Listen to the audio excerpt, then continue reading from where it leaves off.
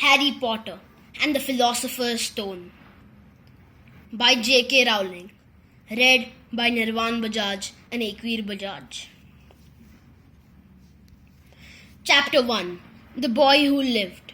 Mr. and Mrs. Dursley of number 4 Privet Drive were proud to say that they were perfectly normal.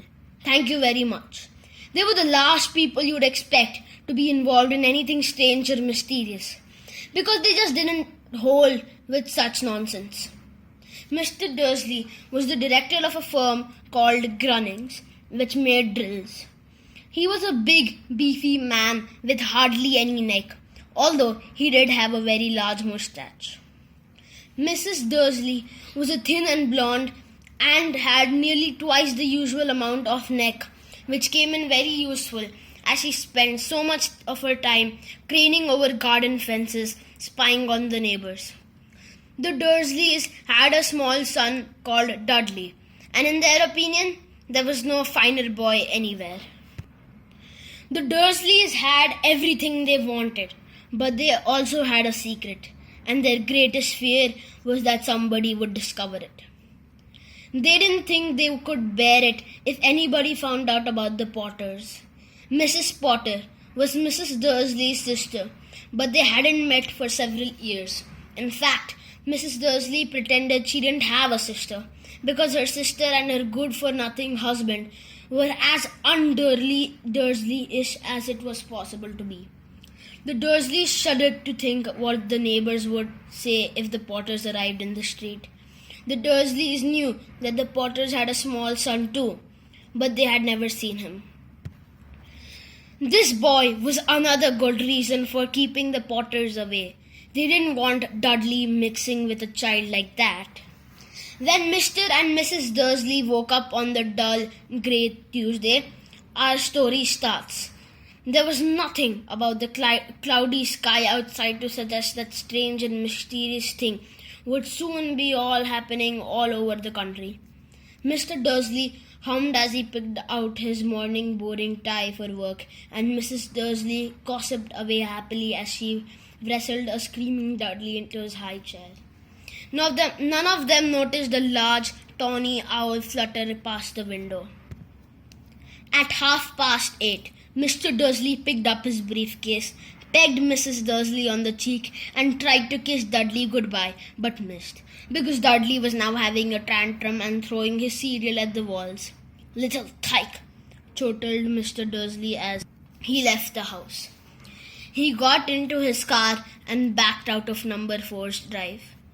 It was on the corner of the street that he noticed the first sign of something peculiar. A cat reading a map. For a second, Mr. Dursley didn't realize what he had seen. Then he jerked his head around to look again. There was a Tabby Cat standing on the corner of Privet Drive. But there wasn't a map in sight. What could he have been thinking of? It must have been a trick of the light. Mr. Dursley blinked and stared at the cat. It stared back. As Mr. Dursley drove around the corner and up the road, he watched the cat in his mirror. It was now reading the sign that read Privet Drive. No, looking at the sign. Cats couldn't read maps or signs. Mr. Dursley gave himself a little shake and put the cat out of his mind. As he drove towards town, he thought of nothing except a large order of drills he was hoping to get that day. But on the edge of town, drills were driven out of his mind by something else. As he sat in the usual morning traffic jam, he couldn't help noticing that there seemed to be a lot of strangely dressed people about. People in cloaks. Mr. Dursley couldn't bear people who dressed in funny clothes. The get-ups you saw in young people. He supposed this was some stupid news flash fashion. He drummed his fingers on the steering wheel and his eyes fell on a huddle of these weirdos standing quite close by. They were whispering excitedly together. Mr. Dursley was enraged to see that a couple of them weren't young at all. Why, that man had to be older than he was and wearing an emerald green cloak. The nerve of him! But then it struck Mr. Dursley that this was probably some silly stunt. These people were obviously collecting for something. Yes, that would be it. The traffic moved on, and a few minutes later, Mr. Dursley arrived in the Grunnings car park, his mind back on the drills. Mr. Dursley always sat with his back to the window in his office on the 9th floor. If he hadn't, he might have found it harder to concentrate on the drills that morning. He didn't see the owl swooping past in broad daylight, though people down in the street did. They pointed and gazed open-mouthed as owl after owl sped overhead. Most of them had never seen an owl, even at night time. Mr. Dursley, however, had a perfectly normal, owl-free morning. He yelled at 5 different people. He made several important telephone calls and shouted a bit more. He was in a very good mood until lunchtime, when he thought he'd stretch his legs and walk across the road to buy himself a bun from the baker's opposite. He'd forgotten all about the people in cloaks until he passed a group of them standing next to the baker's. He eyed them angrily as he passed. He didn't know why, but they made him still uneasy.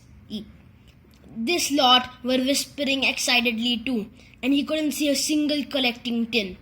It was on his way back past them, clutching a large donut in a bag, that he caught a few words of what they were saying. The Potters, that's right, that's what I heard. Yes, their son, Harry. Mr. Dursley stopped dead. Fear flooded him. He looked back at the whisperers as if he wanted to say something to them, but thought better of it. He dashed back across the road, hurried up to his office, snapped at his secretary not to disturb him, seized his telephone, and had almost finished dialing his home number when he changed his mind. He put the receiver back down and stroked his mustache, thinking, no, he was being stupid. Potter wasn't such an unusual name. He was sure there was a lot of people called Potter and who had a son called Harry. Come to think of it, he wasn't even sure his nephew was called Harry. He'd never even seen the boy. It might have been Harvey or Harold. There was no point in worrying. Mrs. Dursley, she always got so upset at any mention of her sister. He didn't blame her if he'd had a sister like that. But all the same, those people in cloaks. He found it a lot harder to concentrate on drills that afternoon, and when he left the building at 5 o'clock, he was still so worried that he walked straight into someone just outside the door. Sorry, he grunted, as the tiny old man stumbled and almost fell. It was a few seconds later before Mr. Dursley realized that that man was wearing a violet cloak. He didn't seem at all upset at being almost knocked to the ground. On the contrary, his face split into a wide smile, and he said in a squeaky voice that made trespassers-by stare, "Don't be sorry, my dear sir, for nothing could upset me today. Rejoice, for you know who has gone at last.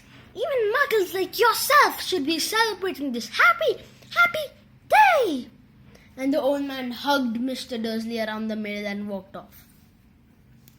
Mr. Dursley stood rooted to the spot. He had been hugged by a complete stranger. He also thought he had been called a muggle, whatever that was. He was rattled. He hurried to his car and set off home, hoping he was imagining things which he had never hoped before, because he didn't approve of imagination. As he pulled into the driveway of number 4, the first thing he saw, and it didn't improve his mood, was the Tabby Cat he'd spotted this morning. It was now sitting on his garden wall. He was sure it was the same one. It had been the same markings around its eyes. "Shoo!" said Mr. Dursley loudly.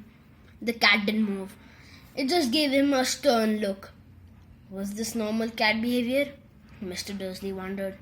Trying to pull himself together, he let himself into the house. He was still determined not to mention anything to his wife. Mrs. Dursley had had a nice, normal day.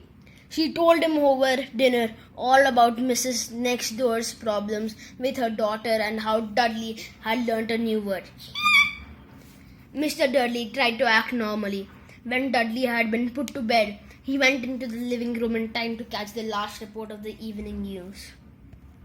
And finally, bird watchers everywhere have reported that the nation's owl have been behaving very unusually today. Although owls normally hunt at night and are hardly even seen in daylight, there have been hundreds of sightings of these birds flying in every direction since sunrise. Experts are unable to explain why the owls have suddenly changed their sleeping pattern. The newsreader allowed himself a grin. Most mysterious. And now, over to Jim McGuffin with the weather. Going to be any more showers of owls tonight, Jim? Well, Ted, said the weatherman, I don't know about that, but it's not about only the owls that have been acting oddly today. Viewers as far apart as Kent, Yorkshire, and Dundee have been phoning in to tell that instead of the rain I promised yesterday, they've had a downpour of shooting stars. Perhaps people have been celebrating bonfire night early. It's not until next week, folks, but I can promise a wet night tonight. Mr. Dursley sat frozen in his armchair. Shooting stars all over Britain, owls flying by daylight, mysterious people in cloaks all over the place, and a whisper about the Potters. Mrs. Dursley came into the living room carrying 2 cups of tea. It was no good. He'd have to say something to her. He cleared his throat nervously. Petunia, dear, you haven't heard from your sister lately, have you? As he had expected, Mrs. Dursley looked shocked and angry. After all, they normally pretend she didn't have a sister. No, She said sharply. why? Funny stuff on the news, Mr. Dursley mumbled. Owls, shooting stars, and there were a lot of funny-looking people down today. So? Snapped Mrs. Dursley. Well, I thought, maybe it was something to do with, her lot. Mrs. Dursley sipped her tea through pursed lips. Mr. Dursley wondered whether he dared tell her he'd heard the name Potter. He decided he didn't dare. Instead, he said, as casually as he could, their son. He'd be about Dudley's age now, wouldn't he? I suppose so, Said Mrs. Dursley stiffly. What's his name again? Howard, isn't it? Harry, nasty, common name, if you ask me. Oh, yes, said Mr. Dursley, his heart sinking horribly. Yes, I quite agree. He didn't say another word on the subject as they went upstairs to bed. While Mrs. Dursley was in the bathroom, Mr. Dursley crept to the bedroom window and peered down into the front gate. The cat was still there. It was staring down Private Dive as though it was waiting for something. Was he imagining things? Could all this have anything to do with the Potters? If it did, if it got out of that, they were related to a pair of... Well, he didn't think he could bear it. The Dursleys got into bed. Mrs. Dursley fell asleep quickly, but Mr. Dursley lay awake, turning it all over in his mind. His last comforting thought before he fell asleep was that even if the Potters were involved, there was no reason for them to come near him and Mrs. Dursley. The Potters knew very well that he and Petunia thought about them and their kind. He couldn't see how he and Petunia could get mixed up in anything that they might be going on. He yawned and turned over. It wouldn't affect them. Oh, how very wrong he was. Mr. Dursley might have been drifting into an uneasy sleep, but the cat on the wall outside was showing no sign of sleepiness.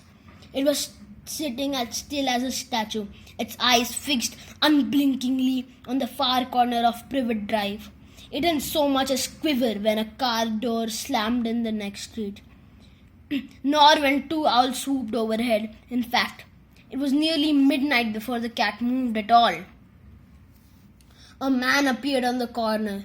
The cat had been watching. Appeared so suddenly and silently, you would have thought he just popped out of the ground. The cat's tail twitched and its eyes narrowed. Nothing like this man had ever been seen in Privet Drive. He was tall, thin, and very old, judging by the silver of his hair and beard, which were both long enough to tuck into his belts. He was wearing long robes, a purple cloak which swept the ground, and high-heeled, buckled boots. His blue eyes were light, bright, and sparkling behind half-moon spectacles, and his nose was very long and crooked, as though it had been broken at least twice. This man's name was Albus Dumbledore. Albus Dumbledore didn't seem to realize that he had just arrived in a street where everything from his name to his boots was unwelcome. He was busy rummaging in his cloak, looking for something, but he did seem to realize that he had been watched, because he looked up suddenly at the cat, which was still staring at him from the other end of the street. For some reason, the sight of the cat seemed to amuse him. He chuckled and muttered, "I should have known." He had found what he was looking for inside his pocket. It seemed to be a silver cigarette lighter. He flicked it open, held it up in the air, and clicked it. The nearest street lamp went out with a little pop. He clicked it again. The next lamp flickered into darkness. 12 times he clicked the put-outer, until only the lights left in the whole street were 2 tiny pinpricks in the distance, which were the eyes of the cat watching him. If anybody looked out of their window now, even beady-eyed Mrs. Dursley, they wouldn't be able to see anything that was happening down on the pavement. Albus Dumbledore slipped the put-outer back inside his cloak and set off down the street towards number 4, where he sat down on the wall next to the cat. He didn't look at it, but after a moment he spoke to it.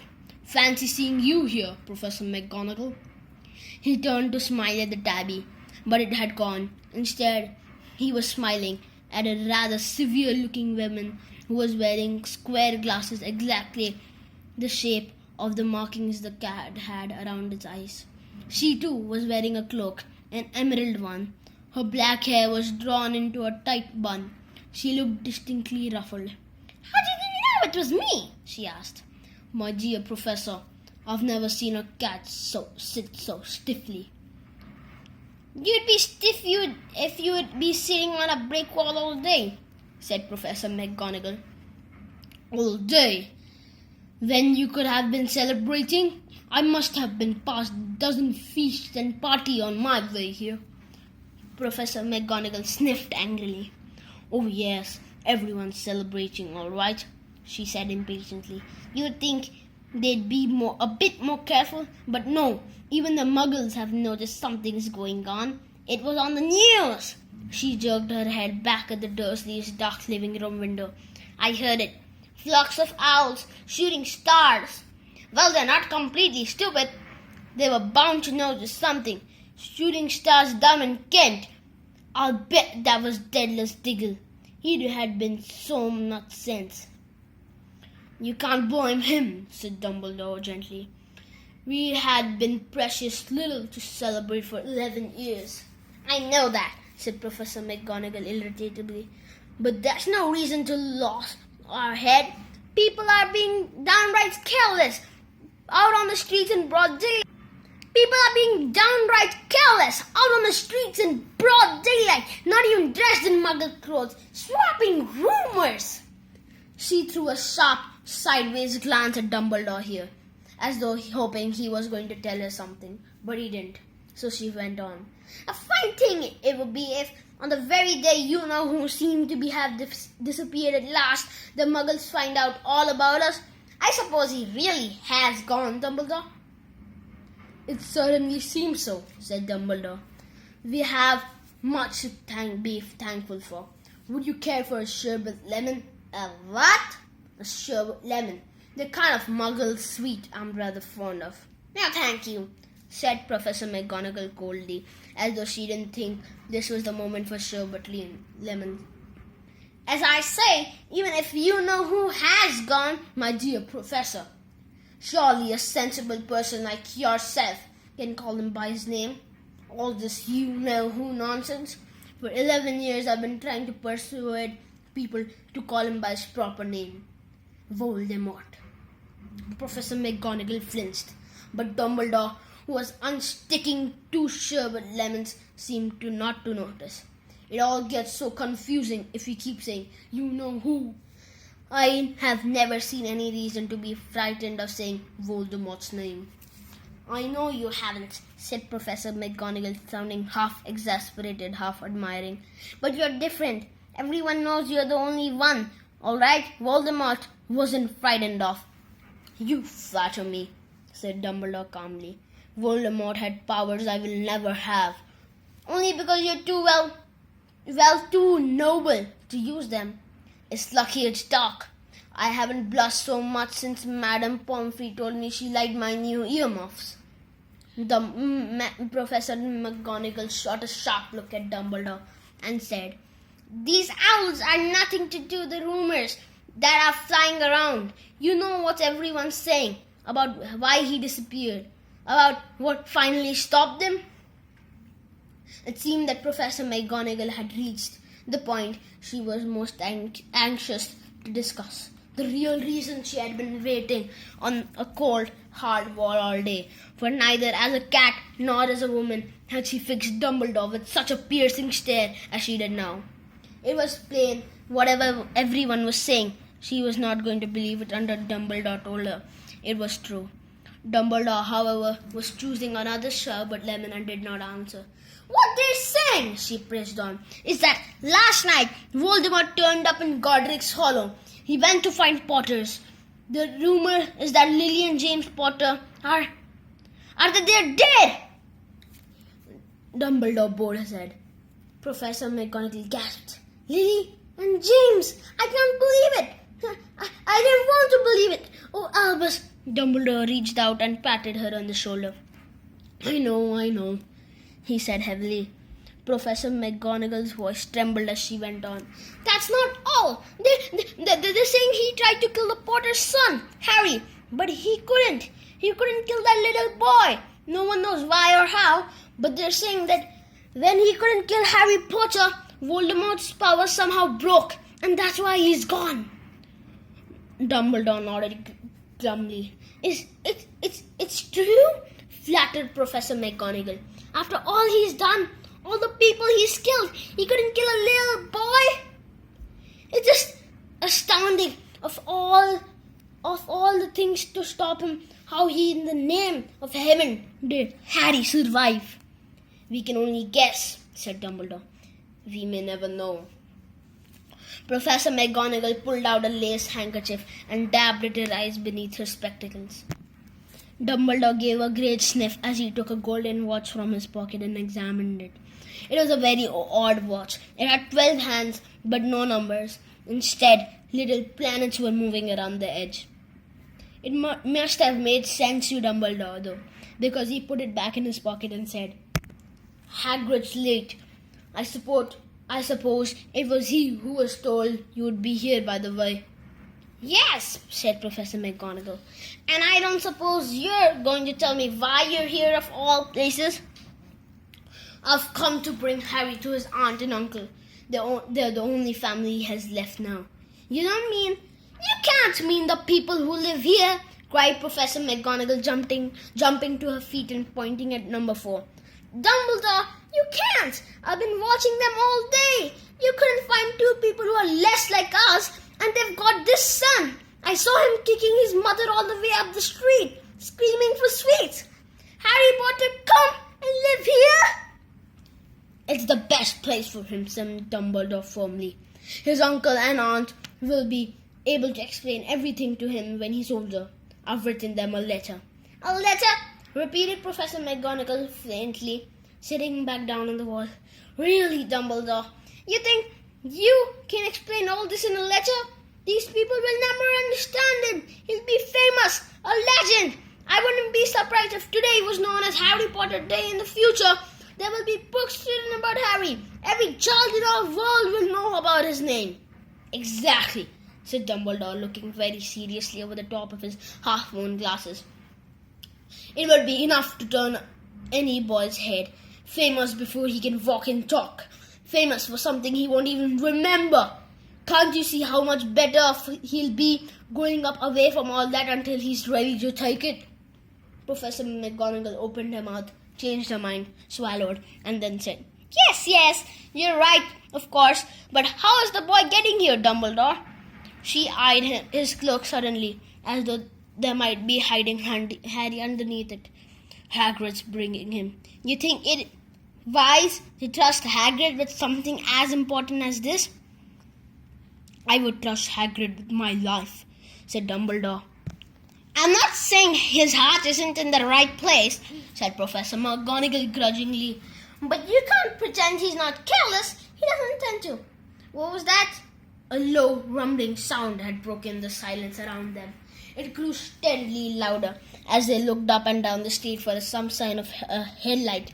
It swelled up to be a roar as they both looked up at the sky, and a huge motorbike fell out of the air and landed on the road in front of them. If the motorbike was huge, it was nothing to the man sitting astride it. He was almost twice as tall as a normal man and at least 5 times as wide. He looked simply too big to be allowed, and so, wild, long tangles of his bushy black hair and beard hid most of his face.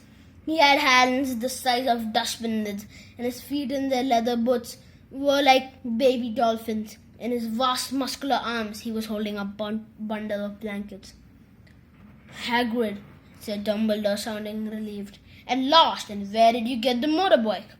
Borrowed it, Professor Dumbledore, sir, said the giant, climbing carefully out of the motorbike as he spoke. Young Sirius Black lent it to me. I've got him here, sir. No problems were there? No, sir.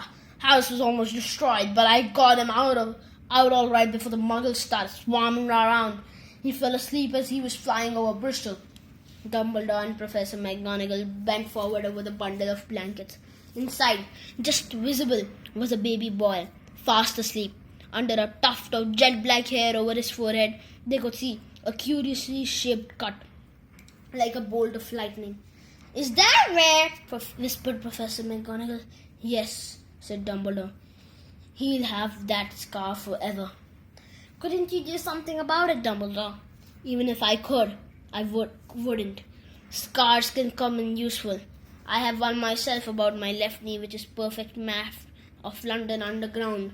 Well, give him here, Hagrid. We'd better get this over with.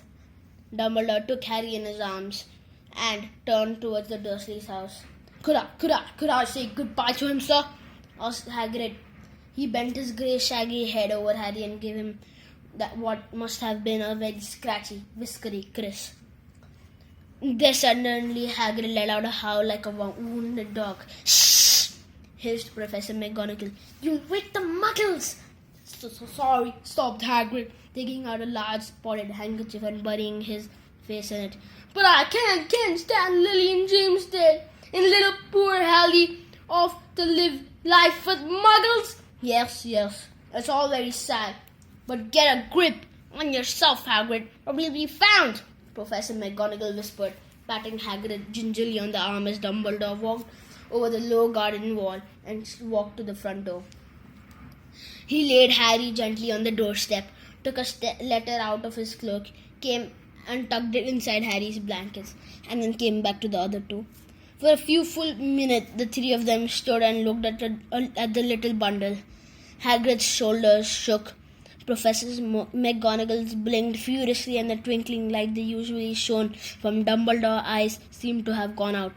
Well, said Dumbledore finally, that's that. We've no business of staying here. We may as well go join the celebrations. Yeah, said Harry in a very muffled voice.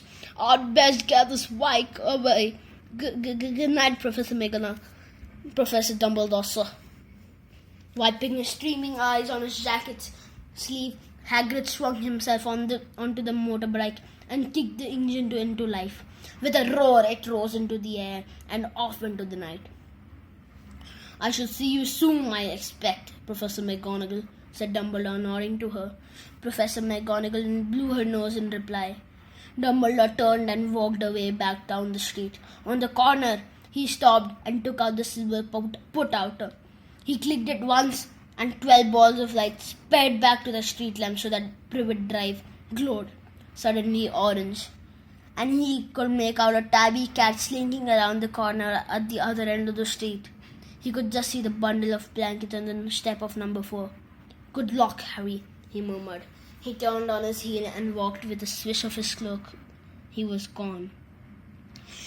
A breeze ruffled the knitted hedges of Privet Drive, which lay silent and tidy under the inky sky. The very last place you would expect astonishing things to happen. Harry Potter rolled over inside his blankets without waking up. One small hand closed on the letter beside him, and he slept on, not knowing he was special, not knowing he was famous, not knowing he would be woken up in a few hours' time by Mrs. Dudley's scream as she opened the front door to put out the milk bottles. Nor that he would spend the next week being prodded and pinched by his cousin Dudley. He couldn't know that at this very moment, people meeting in secret all over the country were holding up their glasses and saying in hushed voices, "To Harry Potter, to the boy who lived." Listen to our next video of Harry Potter and the Philosopher's Stone, Chapter 2.